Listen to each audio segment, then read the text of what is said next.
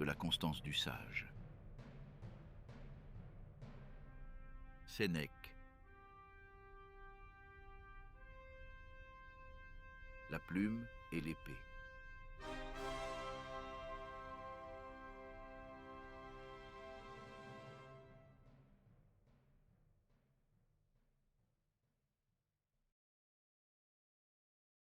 Il y a entre les stoïciens, Sérénus, et les autres sectes qui font profession de sagesse, autant de différences qu'entre l'homme et la femme, je crois pouvoir le dire, car bien que les deux sexes contribuent dans la vie commune pour une part égale, celui-ci est né pour obéir, celui-là pour commander. Les autres philosophes ont trop de mollesse et de complaisance, à peu près comme ces médecins domestiques et faisant partie de nos gens, qui donnent aux malades, non les meilleurs et les plus prompts remèdes, mais ceux qu'on veut bien souffrir. Les stoïciens, prenant une voie plus digne de l'homme, ne s'inquiètent point qu'elle paraisse riante à ceux qui s'y engagent. Ils veulent au plus tôt nous tirer de péril et nous conduire à ce haut sommet tellement hors de toute atteinte qu'il domine la fortune elle-même. Mais la route où ils nous appellent est ardue, hérissée d'obstacles. Est-ce donc par la plaine qu'on gagne les hauteurs ? Et même cette région n'est pas si abrupte que quelques-uns se la figurent. À l'entrée seulement sont des pierres et des rocs inabordables au premier aspect. Ainsi, maintes fois, on croit voir de loin des masses taillées à pic et liées entre elles, tant que la distance abuse les yeux. Puis, à mesure qu'on approche, ces mêmes lieux, dont une erreur de perspective avait fait un seul bloc, insensiblement se dégagent, et ce qui, dans l'éloignement, semblait tout escarpé, se trouve être une pente assez douce. Dernièrement, lorsque nous vîmes à parler à M. Caton, tu t'indignais, toi que révolte l'injustice, que son siècle eût si peu compris ce grand homme, et qu'un mortel supérieur au Pompée, au César, eût été ravalé au-dessous des Vatinius. Tu trouvais infâme qu'on lui eût arraché sa toge en plein forum, comme il voulait combattre un projet de loi, que des rostres à l'arc de Fabius, traînés par les mains d'une faction séditieuse, il eût longuement subi les propos insultants, les crachats et tous les outrages d'une multitude en démence.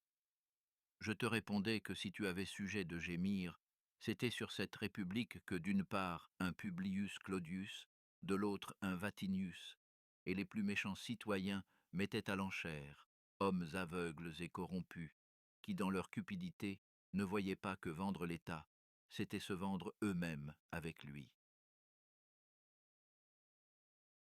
Pour ce qui est de Caton, te disais-je, rassure-toi, car jamais le sage ne peut recevoir d'injures ni d'humiliation.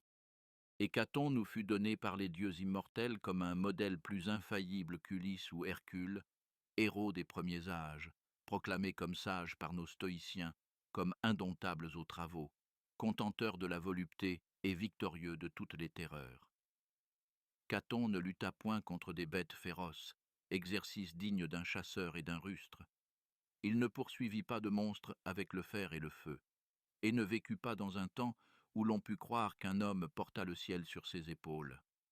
Déjà on avait secoué le joug de l'antique crédulité, et le siècle était parvenu au plus haut degré de lumière. Caton fit la guerre à l'intrigue, ce monstre à 1000 formes, au désir illimité du pouvoir, que le monde entier partagé entre 3 hommes n'avait pu rassasier, au vice d'une cité dégénérée et s'affaissant sous sa propre masse. Seul resté debout, il retint dans sa chute la République, autant que pouvait le faire le bras d'un mortel, tant qu'enfin entraîné, arraché lui-même, après l'avoir longtemps retardé, il voulut partager sa ruine. Alors s'éteignit du même coup ce qui n'eût pas été séparé sans crime. Caton ne survécut point à la liberté, ni la liberté à Caton. Or cet homme, penses-tu que le peuple ait pu lui faire injure en lui arrachant la préture ou la toge, en couvrant d'infâmes crachats sa tête sacrée? Le sage est à l'abri de tout. Ni injure, ni mépris ne sauraient l'atteindre. Il me semble voir ta verve qui s'échauffe et bouillonne. Tu es prêt à t'écrier. Voilà ce qui ôte crédit à vos préceptes. Vous promettez de grandes choses qu'on est loin d'espérer, plus loin encore de croire. Et lorsqu'avec d'emphatiques paroles vous avez prétendu que le sage n'est jamais pauvre, vous ne niez pas qu'il manque souvent de valets, d'habits, de toits, d'aliments. Après avoir dit que le sage ne perd jamais la raison, vous ne niez pas qu'il puisse tomber dans la folie, tenir des discours peu sensés et oser tout ce que la force du mal contraint de faire. Après avoir dit que le sage ne saurait être esclave, vous ne disconvenez pas qu'il puisse être vendu, exécuter les ordres d'un maître et lui rendre de serviles offices. Ainsi de vos airs si fiers, si sourcilleux, vous redescendez aussi bas que les autres. Vous n'avez changé que le nom des choses. C'est pourquoi je soupçonne quelque artifice pareil dans votre maxime, au premier abord belle et magnifique. Le sage ne recevra ni injure ni humiliation. Or, il importe beaucoup de savoir si c'est au-dessus de l'indignation que tu le places, ou au-dessus de l'injure. Prétends-tu qu'il se résignera? Il n'a là aucun privilège. Il n'obtient qu'une chose vulgaire, et qui s'apprend par la continuité même des outrages, la patience. Mais si tu dis qu'il ne recevra pas d'injure, en ce sens que nul ne tentera de lui être hostile, toute affaire cessante je me fais stoïcien. Je réponds que je n'ai pas voulu décorer le sage d'un attribut imaginaire et de mots pompeux, mais le mettre en un lieu où nulle injure ne puisse porter. Et quoi? Il n'y aura personne qui le harcèle, qui le provoque. Sans doute rien de si sacré dans la nature qui ne rencontre un profanateur. Mais ce qui offre un caractère céleste n'en habite pas moins une sphère sublime. Encore que des impies dirigent contre une grandeur fort au-dessus d'eux des coups qui ne l'atteindront pas. Nous appelons invulnérable, non ce qui n'est point frappé, mais ce que rien ne blesse. À ce signe-là reconnaît le sage. N'est-il pas vrai que la force qui triomphe est plus sûre que celle qui n'a point d'assaillant? Si l'on doute d'une puissance non éprouvée, on doit tenir pour ferme et avérée celle qui a repoussé toutes les attaques. Apprends de même que le sage est de trempe meilleure, quand nulle injure ne peut lui nuire, que quand on ne lui en fait aucune. Le brave, à mes yeux, est l'homme que ni les guerres ne subjuguent, ni l'approche d'une force ennemie n'épouvante, non celui qui s'engraisse d'oisiveté au milieu de peuples indolents. C'est sur un sage de ce premier modèle que l'injure est impuissante. Il n'importe donc quelle multitude de traits on lui lance, s'il est impénétrable à tous. Il y a de certaines pierres dont la dureté est à l'épreuve du fer. Aucun outil ne peut couper, ni tailler, ni user le diamant, qui les émousse tous par sa vertu propre. Il y a des corps incombustibles qui, enveloppés de flammes, gardent leur consistance et leur figure. Des rochers, dressés en pleine mer, brisent la fureur des vagues et ne portent nulle trace des assauts qui les battent depuis tant de siècles. Ainsi, l'âme du sage est inexpugnable, et, grâce à ses forces acquises, elle est aussi assurée contre l'injure que les objets dont je viens de parler. Mais encore, n'y aura-t-il personne qui essaye de l'outrager? On l'essayera, mais l'outrage n'arrivera pas jusqu'à lui. Un trop grand intervalle l'éloigne du contact des choses inférieures, pour qu'aucun pouvoir nuisible étende jusqu'à lui son action. Quand les puissants de la terre, quand l'autorité la plus haute, forte de l'unanimité d'un peuple d'esclaves, tenteraient de lui porter dommage, tous leurs efforts expireraient à ses pieds, comme les projectiles chassés dans les airs par l'arc ou la baliste s'élance à perte de vue, pour retomber bien en deçà du ciel. Eh, crois-tu, alors qu'un stupide monarque obscurcissait le jour par ses nuées de flèches, qu'une seule ait touché le soleil, ou que de ses chaînes jetées dans la mer il ait pu effleurer Neptune?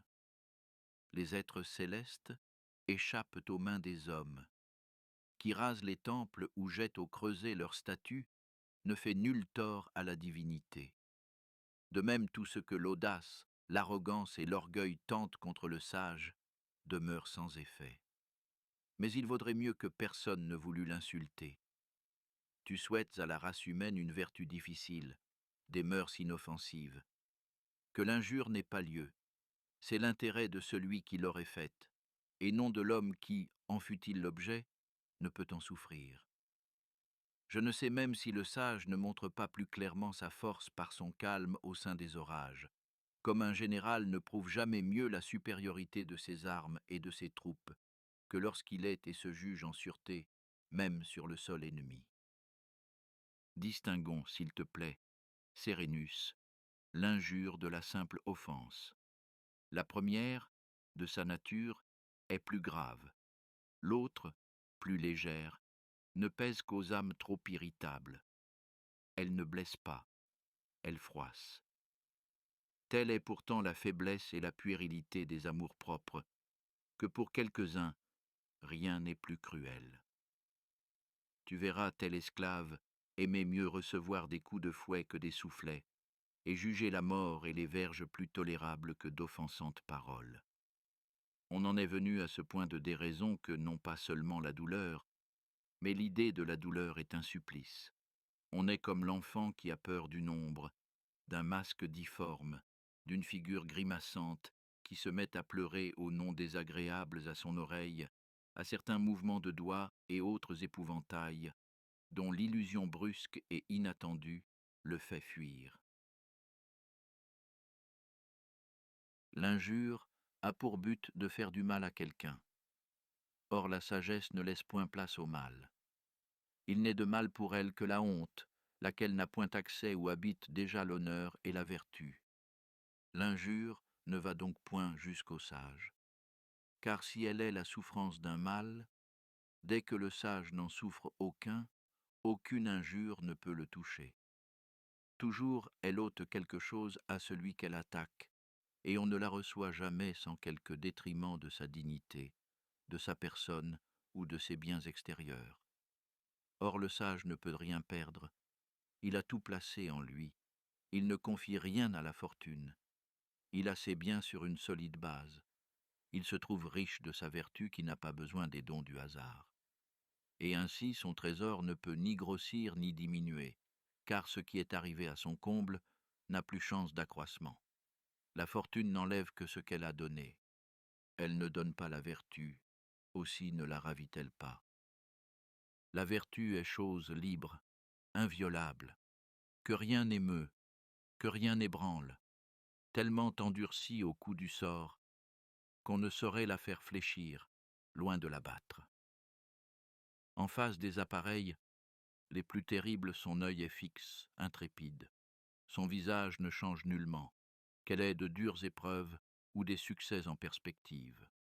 Donc le sage ne perdra rien dont il puisse ressentir la perte. Il a en effet pour seule possession la vertu, dont on ne l'expulsera jamais. De tout le reste, il n'use qu'à titre précaire. Or, quel homme est touché de perdre ce qui n'est pas à lui? Que si l'injure ne peut en rien préjudicier au bien propre du sage, parce que la vertu les sauvegarde, on ne peut faire injure au sage. Démétrius, surnommé Poliorcète, ayant pris Mégare, demandait au philosophe Stilpon s'il n'avait rien perdu. « Rien, répondit celui-ci, car tous mes biens sont avec moi. » Et cependant son patrimoine avait fait partie du butin, ses filles étaient captives, sa ville natale au pouvoir de l'étranger, et lui-même en présence d'un roi qui, entouré d'armes et de phalanges victorieuses, l'interpellait du haut de son triomphe. Stilpon lui ravit ainsi sa victoire, et, au sein d'une patrie esclave, témoigna qu'il n'était pas vaincu, qu'il n'éprouvait même pas de dommages, car il avait avec lui la vraie richesse, sur laquelle on ne met pas la main. Quant aux choses qu'on pillait et qu'on emportait de toutes parts, il ne les jugeait pas siennes, mais accidentelles et sujettes aux caprices de la fortune. Il n'avait pas pour elles l'affection d'un maître. Tout ce qui en effet arrive du dehors est d'une possession fragile et incertaine. Songe maintenant si un voleur, un calomniateur, un voisin puissant, ou quelque riche exerçant cette royauté que donne une vieillesse sans enfant, était capable de faire injure à cet homme, quand la guerre, et ce fier ennemi, qui professait l'art sublime de forcer des remparts, ne l'avait pu dépouiller de rien. Au milieu des glaives partout étincelants, et du tumulte de la soldatesque ardente au pillage, au milieu des flammes, du sang, des débris d'une cité croulante, du fracas des temples s'abîmant sur leurs dieux, il y eut paix pour un seul homme. Ne juge donc pas téméraire l'annonce que je t'ai faite si dans ma bouche elle a peu de créance, je t'offre un garant. Tu as peine à croire que tant de fermeté chez un homme, tant de grandeur d'âme soit possible. Mais si je le fais comparaître, si lui-même te dit « N'en doute pas, quiconque n'est homme peut s'élever au-dessus des choses humaines. Douleurs, pertes, tribulations, blessures, révolutions qui grondent autour de lui. Il peut tout envisager sans pâlir, supporter avec calme les disgrâces et le bonheur avec modération, s'employer sous les unes, sans se fier à l'autre, rester égal et le même dans les conjonctures les plus diverses, et penser que rien n'est à lui que lui seul, c'est-à-dire encore la meilleure partie de son être. Oui, et me voici pour exemple. Que sous ce renverseur de ville, les fortifications s'ébranlent au choc du bélier, que les orgueilleuses tours, sapées par les mines et les voies souterraines, s'affaissent tout à coup, que ces terrasses montent au niveau des plus hautes citadelles, je le défie d'inventer des machines qui donnent à l'âme bien assise la moindre secousse. Je me suis tout à l'heure arraché des ruines de ma maison, à la lueur d'un embrasement général, j'ai fui la flamme à travers le sang. À quel sort sont livrées mes filles? Est-il pire que le sort de tous? Je l'ignore. Seul et chargé d'an, ne voyant rien que d'hostile autour de moi, je déclare néanmoins que mes biens sont saufs et intacts. Je garde, j'ai encore tout ce que j'avais à moi. Tu n'as pas lieu, Démétrius, de me juger vaincu, de te croire mon vainqueur. Ta fortune a vaincu ma fortune. Ces choses périssables et qui changent de maître, je ne sais où elles ont passé. Quant à mon véritable avoir, il sera toujours avec moi.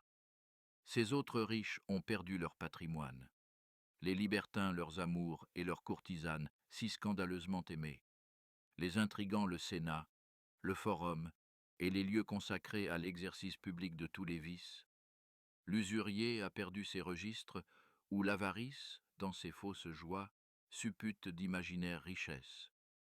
Moi, j'emporte la mienne entière et sans dommage. Adresse-toi donc à ceux qui pleurent, qui se lamentent, qui, pour sauver leur or, opposent leur corps nu au glaive menaçant, qui fuient l'ennemi, la bourse pleine. Oui, Sérénus, reconnais que cet homme accompli, comblé des vertus humaines et divines, ne saurait rien perdre. Ses trésors sont enceints de fermes et insurmontables remparts, auxquels il ne faut comparer ni les murs de Babylone où Alexandre a pénétré, ni ceux de Carthage ou de Numance qu'un même bras a conquise, ni le Capitole ou sa citadelle qui garde la trace de l'ennemi. Les murailles qui défendent le sage sont à l'abri de la flamme et des incursions. Elles n'offrent point de brèche, elles sont hautes, imprenables, au niveau du séjour des dieux. Il ne faut pas dire, selon ta coutume, que notre sage ne se trouve nulle part. Ce n'est pas un vain portrait forgé pour honorer la nature humaine, ni le gigantesque idéal d'une chose qui n'est point et que nous rêvons. Mais tel nous affirmons qu'est le sage, tel nous l'avons montré et le montrerons. Il est rare peut-être et ne se rencontre que de loin en loin dans les siècles, car les grands phénomènes, car ce qui excède l'ordinaire et commune mesure ne se produit pas fréquemment. Toutefois, je crains bien que ce monsieur Caton, dont le souvenir a fait le début de cette discussion, ne soit fort au-dessus de votre modèle à vous. En résumé, il est certain que ce qui blesse est plus fort que ce qui est blessé. Or la perversité n'a pas plus d'énergie que la vertu, et partant ne peut blesser le sage. L'injure n'est essayée que par les méchants contre les bons. Ceux-ci entre eux vivent en paix, et les méchants ne sont pas moins hostiles les uns pour les autres que pour les bons. Que si l'on ne peut blesser que le faible si le méchant est moins fort que le bon, si les bons n'ont à craindre l'injure que de qui ne leur ressemble pas, Elle n'a certes point prise sur le sage, car il n'est plus besoin de t'avertir que lui seul est bon. Si Socrate, dis-tu, a été injustement condamné, il a éprouvé une injure. Ici nous devons distinguer. Il peut arriver qu'on m'adresse une injure et que je ne la reçoive pas. Par exemple, qu'on me dérobe un objet dans ma maison des champs et qu'on le reporte à ma maison de ville, on aura commis un larcin et je n'aurai rien perdu. On peut devenir malfaiteur sans avoir fait le mal. Celui qui sort des bras de sa femme, la croyant celle d'un autre, est adultère, bien que sa femme ne le soit pas. Quelqu'un m'a donné du poison, mais dont la force s'est perdue, mêlée à ma nourriture. En me donnant ce poison, on s'est engagé dans le crime, encore qu'on n'ait pas nui. Il n'en est pas moins assassin, l'homme dont j'ai trompé le fer, en y opposant mon manteau. Tout crime, avant même d'avoir accompli son œuvre, est, pour ce qui fait le coupable, déjà consommé. Certaines choses ont entre elles une condition d'existence et une connexion telle que la première peut être sans la seconde, mais non la seconde sans la première. Essayons d'éclaircir ceci par un exemple. Je puis mouvoir mes pieds sans courir, je ne courrai pas sans mouvoir mes pieds. Je puis, quoique étant dans l'eau, ne pas nager. Si je nage, je ne puis pas n'être point dans l'eau. De ce genre est aussi la question qui nous occupe. Si j'éprouve une injure, nécessairement on me l'a faite. Si on l'a faite, il ne s'ensuit pas nécessairement que je l'éprouve. 1000 incidents peuvent l'écarter. Le hasard peut arrêter la main qui me menace et détourner le trait qu'on m'a lancé. Ainsi l'injure, quelle qu'elle soit, peut être repoussée par un obstacle quelconque, interceptée en son chemin, de sorte qu'on l'ait faite sans qu'elle ait été reçue. D'ailleurs, la justice ne peut rien souffrir d'injuste, car les contraires ne s'allient point.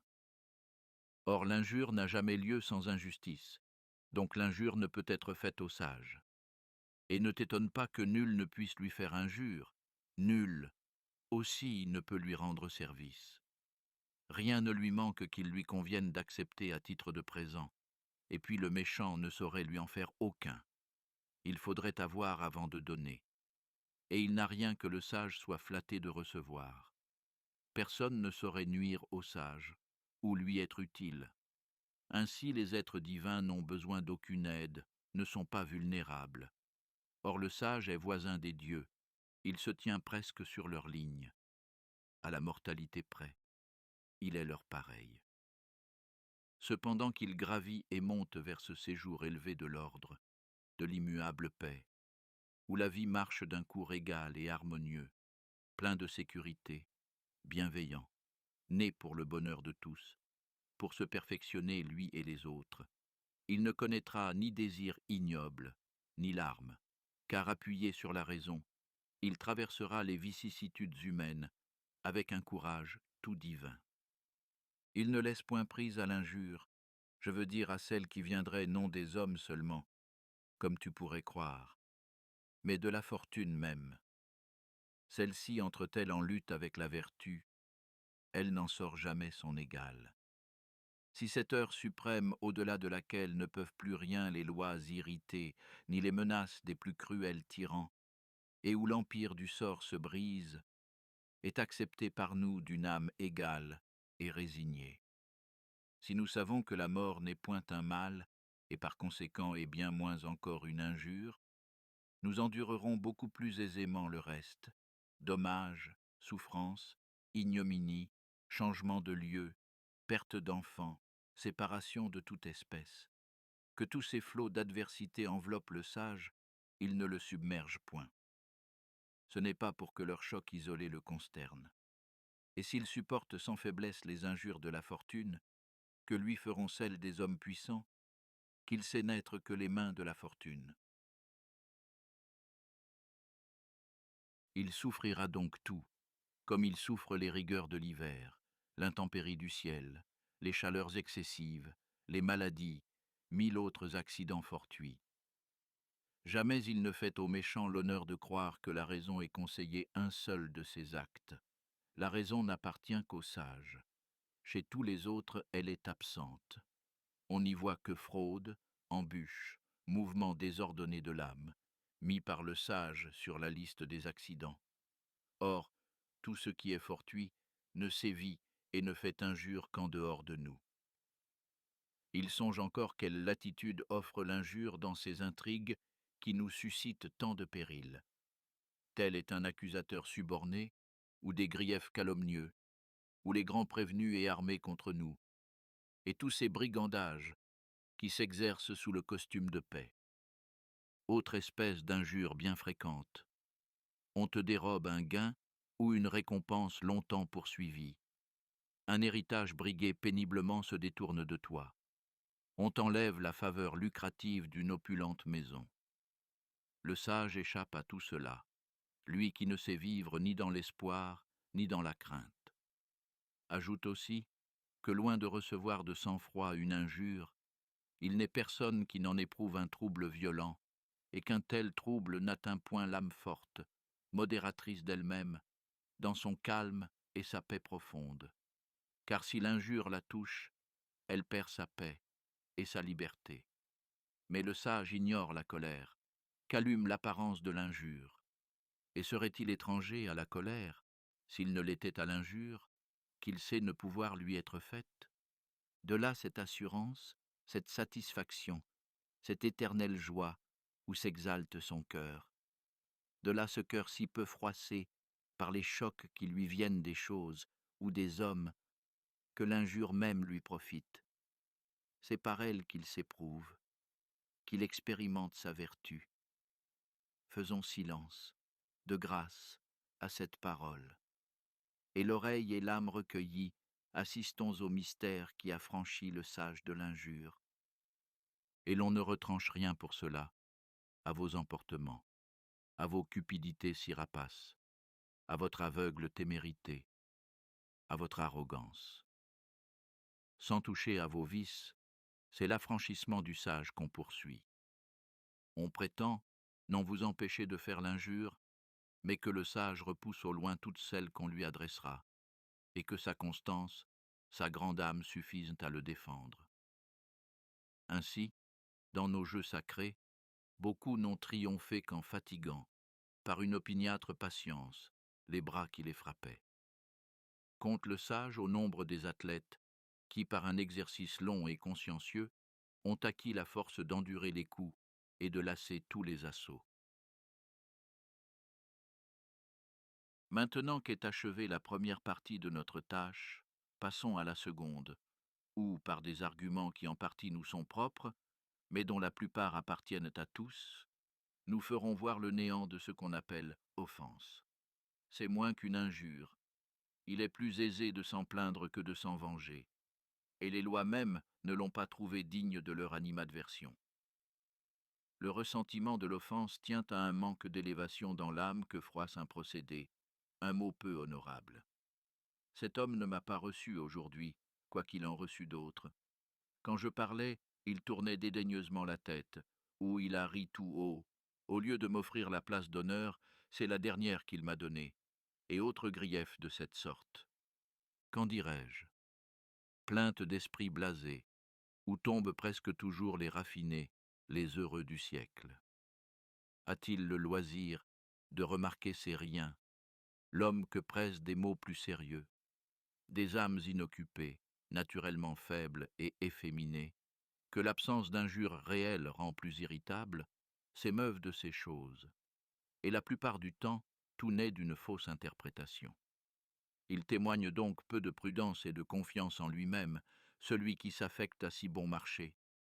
Évidemment, il croit qu'on le méprise, et cette poignante idée ne vient point sans un certain abaissement de l'amour-propre qui se rapetisse et s'humilie. Mais le sage n'est méprisé de personne. Il a conscience de sa grandeur. Il se dit dans son cœur que nul n'est en droit de le mésestimer. Et pour tous ces tourments d'imagination, ou plutôt ces contrariétés, je ne dis point qu'il les surmonte, il ne les sent même pas. Il est d'autres atteintes qui frappent le sage, bien qu'elles ne le terrassent point, la douleur physique, les infirmités, la perte de ses amis, de ses enfants, ou les malheurs de son pays que dévore la guerre. Je ne le nie pas. Le sage est sensible à tout cela, car nous ne lui attribuons pas un cœur de fer ou de rocher. Il n'y aurait nulle vertu à supporter ce qu'on ne sentirait point. Que fait-il donc? Il reçoit certains coups, mais les reçoit pour les vaincre, pour en guérir et fermer les plaies. Quant à ces piqûres dont nous parlons, il y est insensible. Il ne s'arme pas contre elles de sa vertu accoutumée, de toute sa puissance de souffrir. Il n'y prend pas garde ou croit devoir en rire. Outre cela, comme la plupart des offenses partent d'hommes orgueilleux, insolents et qui supportent mal la prospérité, le sage a, pour repousser cette morgue maladive, la plus belle de toutes les vertus, la santé de l'âme et la magnanimité. Toutes ces petitesses passent devant ses yeux comme les fantômes d'un vain songe, comme des visions nocturnes sans consistance ni réalité. Il se représente aussi que tous les hommes sont trop au-dessous de lui pour avoir l'audace de dédaigner ce qui leur est si supérieur. Le mot offense contumelia vient de contemptus, mépris, parce qu'on imprime cette sorte d'injure qu'à ceux qu'on méprise. Mais jamais on ne méprise plus grand et meilleur que soi. Fit-on même quelque chose de ce que dicte ordinairement le mépris? Un enfant frappe au visage ses parents, dérange ou arrache ou souille de salive les cheveux de sa mère. Il découvre aux yeux des siens ce que la pudeur veut qu'on voile. Il ne se fait pas faute de paroles obscènes. Et aucune de ces choses ne s'appelle offense. Pourquoi? Parce que l'enfant ne peut mépriser personne. Par la même raison, nous sommes charmés, tout offensante qu'elle soit pour nous, des saillies de nos esclaves, dont la témérité assure son droit sur les convives, en commençant par le chef de la maison. Plus l'individu est avili et sert de jouet, plus il est libre de tout dire. On achète même pour cela de jeunes esclaves à l'humeur espiègle. On aiguise leur impudence, on leur donne des maîtres pour apprendre à débiter des sottises réfléchies que nous qualifions non pas d'offense, mais de gentillesse. Or quelle extravagance qu'une même chose tantôt nous amuse et tantôt nous fâche, que ce qu'on appelle grossièreté dans une bouche amie devienne, dans celle d'un misérable valet, un joyeux persiflage. Ce que nous sommes avec les enfants, le sage l'est avec tout autre homme enfant, encore après la jeunesse, et sous des cheveux blancs. Ont-elles gagné quelque chose avec l'âge, ces âmes malades chez qui l'erreur seule a grandi? Ils ne diffèrent des enfants que par la taille et l'apparence physique, d'ailleurs aussi légers, aussi inconstants, cherchant la volupté sans choix, peureux. Ce n'est jamais par caractère, mais par crainte, qu'ils sont calmes. Qu'on ne dise pas qu'ils se distinguent de l'enfance en ce que celle-ci est avide d'osselets, de noix et de jetons, et qu'eux veulent de l'or, de l'argent, des villes. Les enfants entre eux créent des magistratures, ont leurs robes prétextes, leurs faisceaux, leur petit tribunal. Les hommes au champ de Mars, au forum, au Sénat, jouent sérieusement les mêmes jeux. Avec du sable amoncelé sur le rivage, les enfants élèvent des simulacres de maisons. Les hommes, pensant faire merveille, s'occupent de pierres, de murailles, d'édifices, et changent en masses périlleuses ce qui fut inventé pour abriter leur personne. Même illusion chez l'homme fait que chez l'enfant, mais sur des objets autres, avec des conséquences plus graves. Le sage a bien raison de prendre les offenses des hommes comme des jeux d'enfants. Quelquefois il sévit contre eux et leur inflige, comme à ces derniers, des punitions qui les éclairent, non qu'il ait reçu l'injure, mais parce qu'ils l'ont faite, et pour qu'ils n'y retombent plus. Ainsi l'on dompte certains animaux en les frappant, et sans nous mettre en colère quand ils refusent le cavalier, nous les châtions pour que la douleur triomphe de leur résistance. Ainsi se trouve résolue aussi l'objection qu'on nous fait pourquoi, si le sage ne reçoit ni injure ni offense, en punit-il les auteurs? C'est qu'en effet, il ne se venge pas, il corrige. Et pourquoi croirais-tu le sage incapable de cette fermeté quand tu as pu la voir chez d'autres hommes dont les mobiles sont si différents? Jamais le médecin se met-il en colère contre un frénétique? Les imprécations du fiévreux auquel il défend l'eau froide, les prend-il en mauvaise part? Le sage est pour tous les hommes dans la même disposition que le médecin pour les malades. Celui-ci ne dédaigne pas de toucher, si elles ont besoin de remède, les parties les plus déshonnêtes de leur corps, ni d'examiner les derniers produits de leurs aliments et de leurs boissons, ni d'essuyer leur fureur qui s'exhale en invectives. Le sage sait trop que tous ces gens qui s'avancent parés de toges à bandes de pourpre, avec le coloris de la santé, sont loin d'être sains. Ils voient en eux des malades hors d'état de se maîtriser. Aussi ne se fâchent-ils même pas si, dans leurs accès, ils se permettent quelque violence contre qui les veut guérir. Et comme il ne fait nul cas de leurs hommages, il met sur la même ligne leurs irrévérences. Comme il ne se prévaudra pas des respects d'un mendiant, il ne se croira pas offensé si quelque homme de la lie du peuple ne lui rend point son salut. Ainsi encore, qu'une foule de riches ait de lui une haute idée, il ne l'aura pas de lui-même, certain qu'ils ne diffèrent en rien des mendiants, qu'ils sont même plus misérables, car les mendiants ont besoin de bien peu, les riches de beaucoup. D'autre part, que lui importe qu'un roi des Mèdes, qu'un Attal asiatique, qui l'aura salué, passe sans lui rien dire, le visage arrogant. Il sait que leur condition n'est pas plus désirable que celle de l'esclave auquel échoit, dans un nombreux domestique, le gouvernement des malades et des fous. Irais-je m'indigner si quelque brocanteur du temple de Castor ne me salue pas par mon nom, lui, l'un de ces hommes qui vendent et achètent de méchants esclaves, et dont les boutiques sont pleines de valets de la pire espèce? Non, ce me semble, car qu'y a-t-il de bon dans celui qui n'a que du mauvais sous la main? Le sage fait aussi peu attention aux civilités ou aux impolitesses d'un tel homme qu'à celles d'un roi. Tu vois à tes pieds des Parthes, des Mèdes, des Bactriens, mais c'est la crainte qui les contient.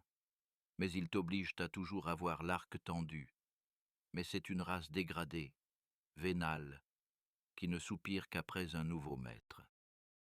Le sage ne sera touché des insultes de qui que ce soit, car en vain les hommes diffèrent tous entre eux. Ils les estiment tous pareils en ce que leur folie est égale.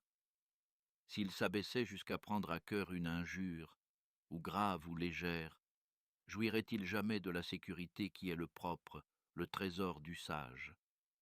Il se gardera de tirer vengeance d'une insulte, ce serait en honorer l'auteur. Car s'il existe un homme dont le mépris nous pèse, nécessairement son estime nous flatte. Il y a des gens assez déraisonnables pour croire qu'une femme peut les offenser. Qu'importe ses richesses, le nombre de ses porteurs, les bijoux qui chargent ses oreilles, l'ampleur de sa litière.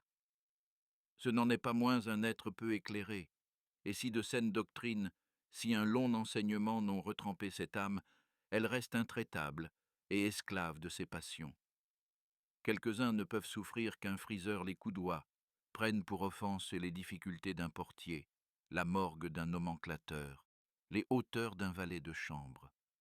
Oh, que tout cela doit faire rire de pitié, et doit remplir d'une douce satisfaction celui qui, du fracas des erreurs d'autrui, ramène ses regards sur sa propre tranquillité.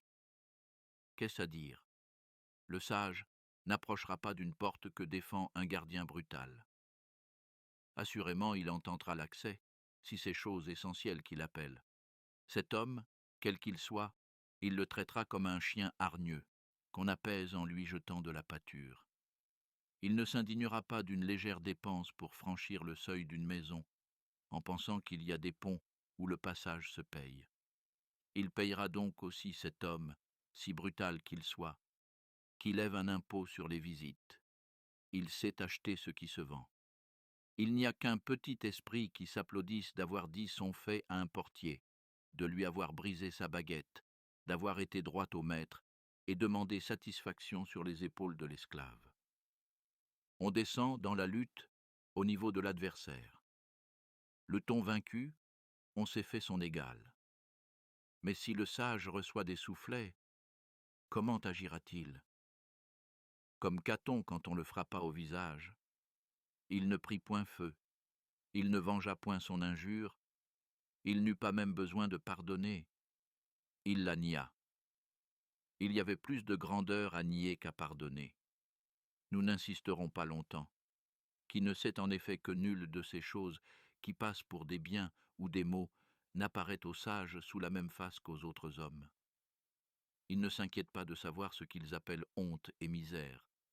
Il ne fait point route avec la foule.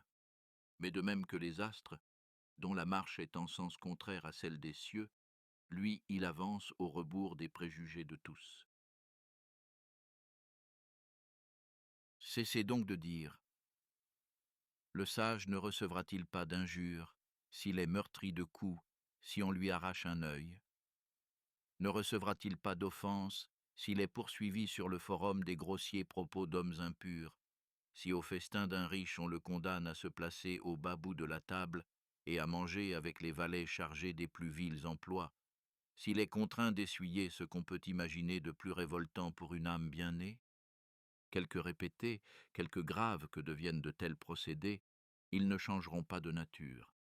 Si de minces offenses ne le touchent pas, de plus grandes échoueront de même. S'il n'est pas ému pour peu, il ne le sera pas pour beaucoup. Mais, la mesurant sur votre faiblesse, vous jugez au hasard une grande âme, et calculant jusqu'où vous pensez qu'irait votre patience, vous placez quelque peu plus loin le terme de celle du sage. Or lui, sa vertu l'a établi sur les confins d'un autre monde. Il n'a rien de commun avec vous.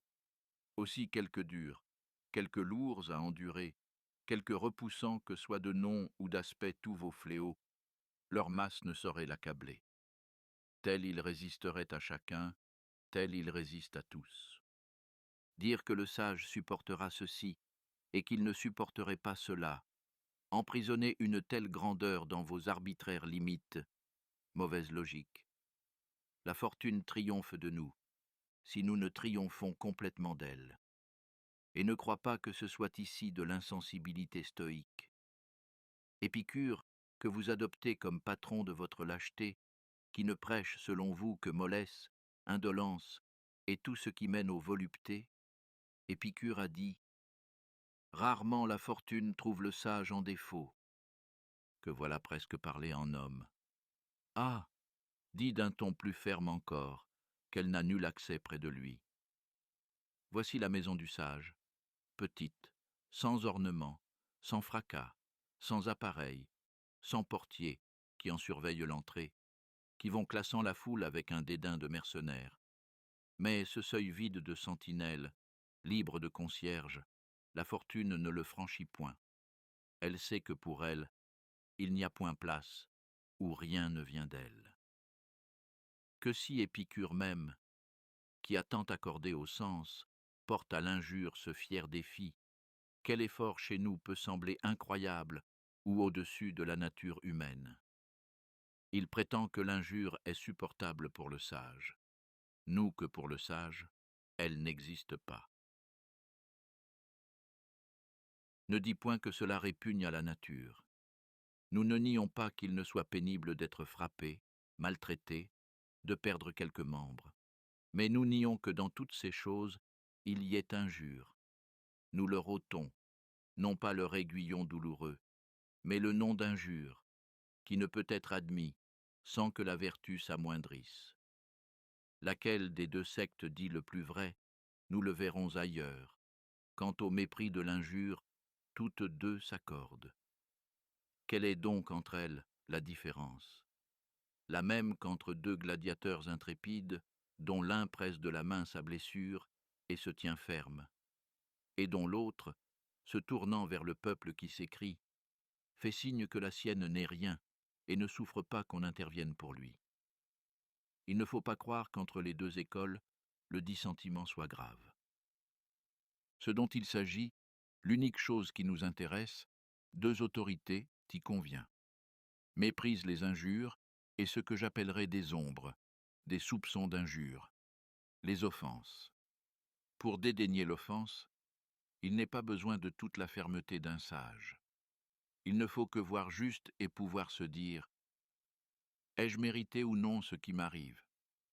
Si je l'ai mérité, ce n'est pas offense, c'est justice. Dans le cas contraire, c'est à l'auteur de l'injustice à rougir. Et qu'est-ce enfin que l'on nomme offense?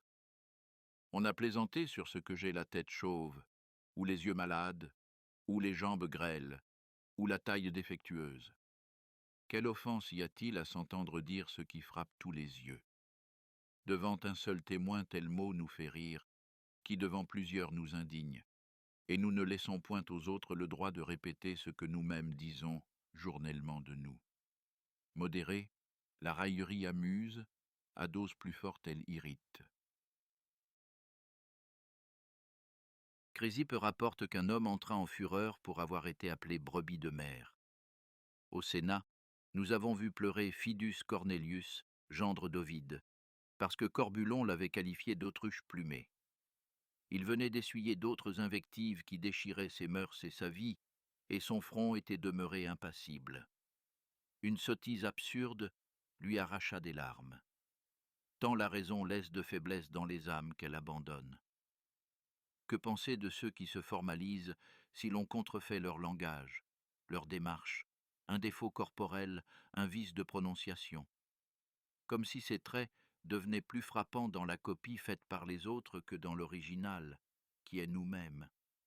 Quelques-uns n'aiment pas qu'on parle de leur vieillesse, de leurs cheveux blancs, de cet âge enfin où tous ambitionnent d'arriver.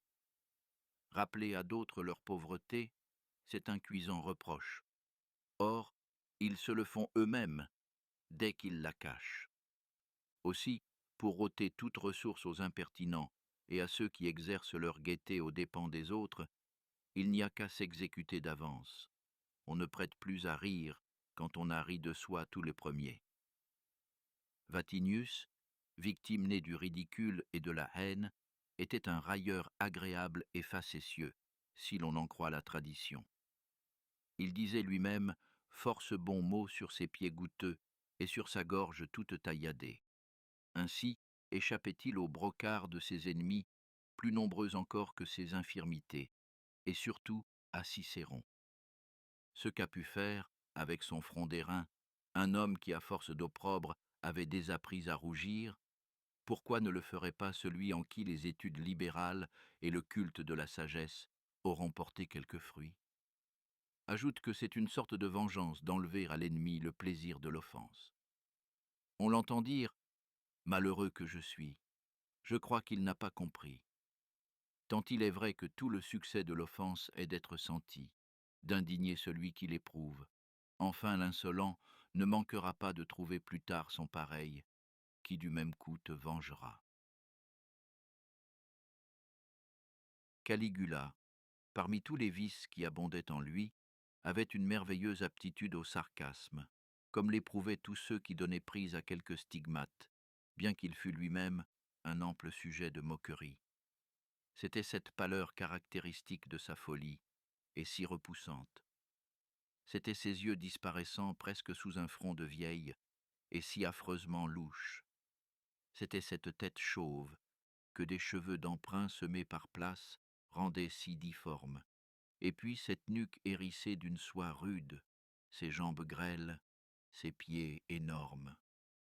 Je ne finirai pas si je voulais citer tous les mots méprisants qui lui échappèrent contre les auteurs de ses jours, contre ses aïeux, contre tous les ordres de l'État, rapportant seulement ceux qui lui furent mortels. Asiaticus Valerius, son ami, honoré des premières entrées, était un homme peu traitable, à peine capable de souffrir une offense même faite à autrui. C'est à ce Valerius qu'en plein banquet, autant dire en assemblée publique, Caligula, d'une voix haute et claire, osa dépeindre comment se comportait sa femme dans les bras d'un homme. Juste Dieu! Un mari entendre ces choses, le prince les savoir, et pousser l'impudeur jusqu'à raconter, je ne dis pas au consulaire, à l'ami, mais, lui empereur, à l'époux la honte de l'épouse et les dégoûts de son corrupteur. Chéréa, tribun militaire, avait une voix qui ne répondait pas à son courage et dont les sons peu mâles et cassés pouvaient faire suspecter ses mœurs. Lorsqu'il demandait le mot d'ordre, le prince lui donnait tantôt Vénus, tantôt prit à paix, accusant ce guerrier d'infâme complaisance dans des termes toujours nouveaux, quand lui était en robe transparente, en sandales, chamarrée d'or. Chéréa fut contraint de recourir au glaive pour se soustraire à de pareils mots d'ordre. Le premier d'entre les conjurés, il leva le bras sur l'empereur. Il lui fendit d'un seul coup la tête. Puis 1000 autres épées vinrent de toutes parts, achever de venger les injures des citoyens et de la patrie. Mais le premier qui fut homme alors, c'est celui qui l'avait paru le moins. Ce Caligula ne voyait en tout que des offenses, aussi incapable de les souffrir qu'avide de les faire. Il s'emporta contre Herennius Masseur, qu'il avait salué du nom de Caius, et un centurion primipilaire eut à se repentir de l'avoir appelé Caligula. On sait que, né dans les camps, il n'était familièrement désigné par le soldat que sous ce nom-là et sous celui d'enfant des légions. Mais Caligula lui parut une satire et un outrage dès qu'il eut chaussé le cothurne impérial. Ce sera donc déjà une consolation de savoir que, notre indulgence oublia-t-elle de se venger, il se trouvera quelqu'un qui châtie le provocateur, le superbe, d'où nous est venue l'injure, car de tels êtres n'épuisent pas leur fiel sur une seule personne et dans une seule attaque. Jetons les yeux sur les exemples d'hommes dont nous louons la patience. Sur un Socrate qui, assistant aux comédies où il était publiquement bafoué, prit la chose de bonne grâce et ne rit pas moins que le jour où sa femme Xanthippe l'arrosa tout entier d'une eau immonde. On reprochait à Antisthène d'être né d'une mère barbare, d'une Thrace. Il répondit que la mère des dieux était aussi du mont Ida. Ne descendons point dans le champ des rixes et des luttes. Retirons-nous loin en arrière, et quelques provocations que des insensés nous adressent, car l'insensé peut seul se les permettre, n'en tenons point compte. Et les hommages et les injures du vulgaire doivent être confondus dans le même mépris. Ne nous affligeons pas de celle-ci, ne nous félicitons pas de cela. Autrement, la crainte ou le dégoût des mortifications nous feront omettre des devoirs essentiels, et nous manquerons à ceux d'hommes publics et privés, souvent même à ceux qui nous sauveraient, si nous tremblons, dans nos anxiétés de femmes, de rien ouïr qui nous désoblige. Parfois aussi nos rancunes contre des hommes puissants se dévoileront avec une indiscrète liberté. Or, la liberté ne consiste pas à ne rien tolérer. Détrompons-nous. Être libre, c'est mettre son âme au-dessus de l'injure. C'est se rendre tel qu'on trouve en soi seul la source de ses plaisirs. C'est se détacher de l'extérieur, pour ne point passer sa vie dans l'inquiète appréhension des rires ou des propos de tout venant. Car qui ne pourra nous offenser si un seul le peut? Mais le sage et l'aspirant à la sagesse useront chacun d'un remède différent. À l'homme imparfait encore, et qui n'a pas cessé de se diriger sur le jugement du grand nombre, nous représenterons qu'à chaque pas l'injure et l'insulte l'attendent. Les accidents prévus sont toujours moindres. Plus sa naissance, sa renommée, son patrimoine le distinguent, plus il doit montrer de courage. Qu'il se souvienne qu'en première ligne se tiennent les soldats de haute taille. Les offenses, les paroles outrageantes, les diffamations, toutes les avanies de ce genre, qu'il les supporte comme les clameurs de l'ennemi, les dards lancés de trop loin, les pierres qui, sans blesser, frappent le casque et ne font que du bruit. Que les injures graves, comme ces traits qui percent ou les armes ou la poitrine, ne l'abattent ni ne le fassent broncher. Quelque force qui vous menace, vous presse, vous assiège, céder est toujours une honte. Défendez le poste que vous assigna la nature. Et quel est-il? Celui d'homme de cœur. Le sage a un tout autre auxiliaire qui vous manque, car vous luttez encore. Il a la victoire gagnée. Ne soyez point rebelle à vos intérêts. Sur la route de la vérité, nourrissez l'espoir d'y atteindre. Accueillez avec amour des doctrines meilleures, et appuyez-les de vos convictions comme de vos suffrages. Qu'il existe une âme invincible, une âme contre laquelle la fortune ne puisse rien. Voilà qui importe à la République du genre humain.